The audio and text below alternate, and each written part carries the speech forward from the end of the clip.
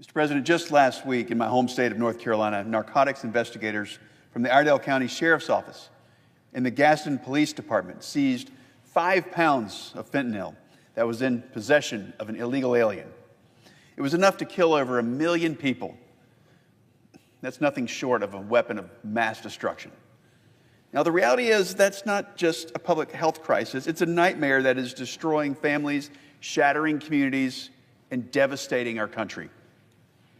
On average, 9 North Carolinians die every single day from fentanyl overdoses.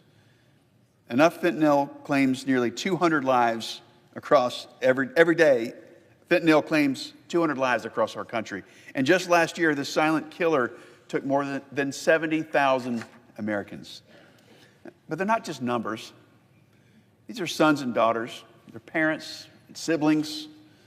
These are our friends and our neighbors. These are people who should be living full, meaningful lives, but instead have become statistics. So let's put this into perspective. Just 2 milligrams of fentanyl, similar to 7 grains of salt, it's enough to kill a person. Just if it's a sugar packet and you pour it in your morning coffee and it were to be filled with fentanyl, it could take the lives of 500 people. The quantity equal to a sugar packet. Now, if it was a standard 4-pound bag of granulated sugar, the kind that we all have in our pantries, if it were filled with fentanyl, it would wipe out 905,000 individuals. This deadly drug, it's flooding our communities, and it's not by accident. When I talk to law enforcement across all 100 counties in North Carolina, I repeatedly hear the same alarming message. Every single county is a border county. Now, North Carolina is roughly 1,000 miles from the southern border, yet the fentanyl pouring into our country, it knows no distance and no boundaries. This is a direct consequence of the Biden administration's reckless open border policies that allowed the drug cartels to exploit our immigration system and to flood our communities with illegal drugs. President Trump, however, is taking necessary steps to restore our border, restore order, and dismantle the criminal networks profiting off of human suffering. But the consequences of President Biden's open borders and lack of action to mitigate the fentanyl crisis in our country remain the deadly reality facing our communities every day. This was not just a failure of policy by the previous administration.